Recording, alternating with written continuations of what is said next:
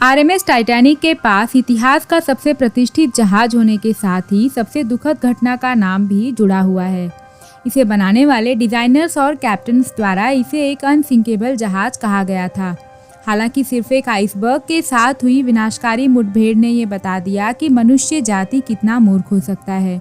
शायद आप सब टाइटैनिक के साथ हुई दुर्घटना से वाकिफ होंगे, पर आप हकीकत में इस आइकॉनिक जहाज और उस दिन की विनाशकारी जल यात्रा के बारे में कितना जानते हैं। दोस्तों, आज हम बात करेंगे टाइटैनिक से जुड़े 10 ऐसे फैक्ट्स पर जिनके बारे में बहुत कम लोग जानते हैं। तो चलिए आज की इस इंटरेस्टिंग वीडियो को शुरू करते हैं। नंबर 1, कहा जाता है टाइटैनिक जहाज में कई सारे अमीर शख्सियत सवार थे। इसे एक कभी ना डूबने वाला जहाज कहे जाने के कारण दुनिया के अति धनी लोग इसकी तरफ आकर्षित हुए, जिसमें अमेरिका के famous businessman John Jacob Astor the fourth भी थे। वो ना सिर्फ जहाज में सवार होने वाले सबसे अमीर व्यक्ति थे, बल्कि माना जाता है कि वे उस समय के दुनिया के सबसे अमीर शख्सियत थे। उनका कुल वर्थ $87 मिलियन का था और यदि उसकी आज की तारीख में तुलना करें तो वो $2.3 बिलियन के लगभग होगा। एस्टर के नाम कई सारे अचीवमेंट्स थे। वे एक मिलिट्री के अनुभवी थे और एक ऑथर भी थे। उनकी कई पीढ़ियों की तरह उन्होंने भी रियल एस्टेट में करोड़ों रुपए कमाए। 1897 में एस्टर ने द एस्टोरिया नाम का एक होटल बनाया, जिसे वर्ल्ड्स मोस्ट लग्जरियस होटल कहा गया। आज 100 सालों के बाद भी यह आइकॉनिक होटल न्यूयॉर्क शहर में प्रचलित है। दुर्भाग्यवश उस दिन एस्टर और उनके फैमिली डॉग की दुर्घटना में मौत हो गई थी, पर उनकी प्रेग्नेंट वाइफ को बचा लिया गया।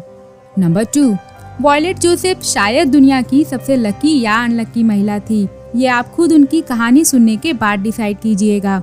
जोसेफ एक ब्रिटिश नर्स थी जिन्हें 24 साल की उम्र में टाइटैनिक पर अपॉइंट किया गया था।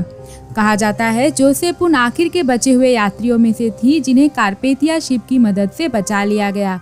इसके 4 साल बाद जोसेफ टाइटैनिक के सिस्टर शिप ब्रिटानिक में सवार थी, जब वह एक अनएक्सप्लेन्ड विस्फोट की वजह से डूब गया था। ब्रिटानिक में सवार 1066 लोगों में से 30 लोगों की जान चली गई। इसके अलावा जोसेफ आरएमएस ओलंपिक में भी सवार थी, जब वह एक वॉरशिप जहाज से टकराया था। हालांकि ओलंपिक जहाज डूबा नहीं, पर दोस्तों गौर करने वाली बात ये थी कि जोसेफ उन तीनों जहाजों में दुर्घटना के वक्त मौजूद थी। नंबर 3, जेम्स कैमरॉन एक ब्लॉकबस्टर फिल्म बनाना चाहते थे जो कि 100 साल पहले क्रूज शिप के डूबने से जुड़ी हुई थी। इस फिल्म का नाम टाइटैनिक था और यह मूवी जल्द ही इतिहास की सबसे पॉपुलर फिल्म बन गई। जब यह मूवी साल 1997 में रिलीज हुई तो यह highest grossing film of the history बनी, जिसका बॉक्स ऑफिस कलेक्शन $1.8 बिलियन के लगभग था। वैसे इस मूवी को बनाना इतना आसान और सस्ता भी नहीं था। इसे बनाने में कुल $200 मिलियन का खर्च आया था, जो कि खासकर 1990 के दशक में एक अच्छा खासा अमाउंट माना जाता है। दोस्तों, इंटरेस्टिंग बात यह भी थी कि इस मूवी को बनाने में आया हुआ खर्च ओरिजिनल टाइटैनिक जहाज को बनाने में आए हुए खर्च से भी ज़्यादा था, जिसकी कीमत सन 1912 में $7.5 मिलियन की थी। यदि उसकी इन्फ्लेशन के बाद भी तुलना करें तो वह $190 मिलियन तक ही पहुंच पाएगी। नंबर 4, उस समय का सबसे बड़ा जहाज होने के बावजूद टाइटैनिक का मलबा ढूंढने में 73 साल लग गए।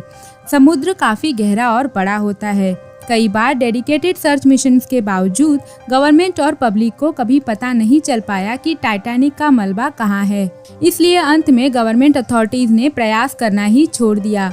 फिर एक बार अचानक से टाइटैनिक अनजाने में खोजा गया। जब सन 1985 में यूनाइटेड स्टेट्स के सीक्रेट नेवी ऑफिसर्स तो न्यूक्लियर सबमरीन का मलबा ढूंढ रहे थे, तभी उन्हें अचानक टाइटैनिक जहाज का भी मलबा दिखा।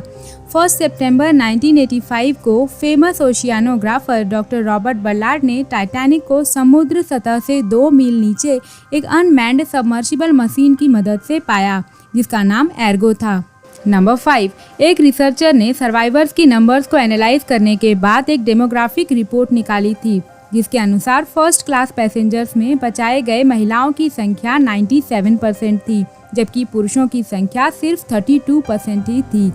इस सर्वाइवल रेट में सबसे बुरे हालात सेकेंड क्लास के पुरुषों की थी, जहां 168 में से सिर्फ 14 लोगों को ही बचाया जा सका। ओवरऑल सर्वाइवर्स की बात करें तो महिलाएं 74% थी, जबकि पुरुषों की संख्या सिर्फ 20% ही थी। नंबर 6, एक और भयावह बात यह थी कि जहाज में कई सारे फैमिलीज अपने पेट्स के साथ आए थे। जैसे ही जहाज डूबने लगा, इन पेट्स के रूम को खोल दिया गया। पर फिर भी अंत में सिर्फ 2 डॉग्स की जान ही बच पाई।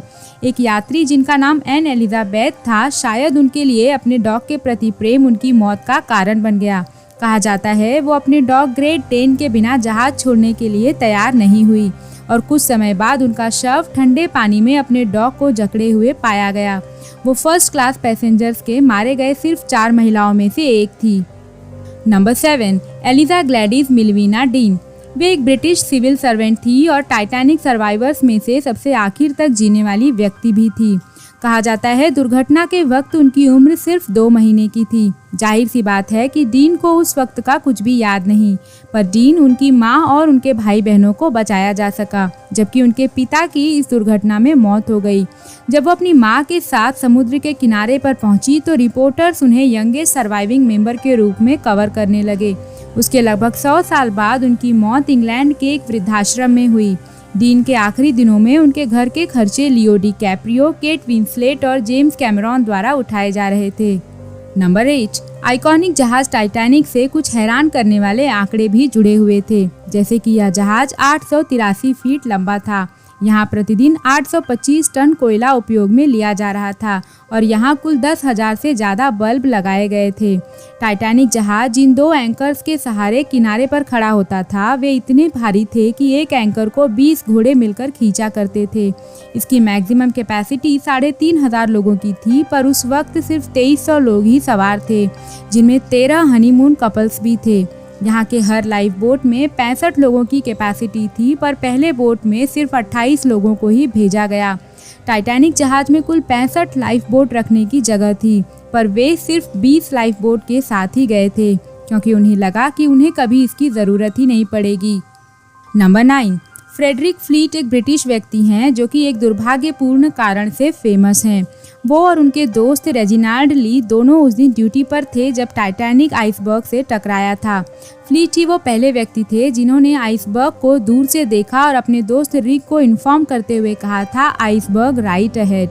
14 अप्रैल 1912 की रात को फ्लीट और ली को जहाज के क्रोज नेस्ट रूम से समुद्र पर नजर रखने के लिए कहा गया था।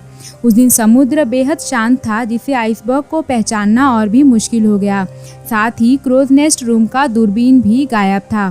फ्लीट ने बाद में अपने दिए हुए बयान में बताया कि यदि उस दिन उनके पास दूरबीन होती तो वे इतना बड़ा हादसा होने से टाल सकते थे। शायद उनकी अंतरात्मा उन्हें इस गलती के लिए कभी माफ़ नहीं कर पाई और साल 1965 में उन्होंने फांसी लगाकर आत्महत्या कर ली।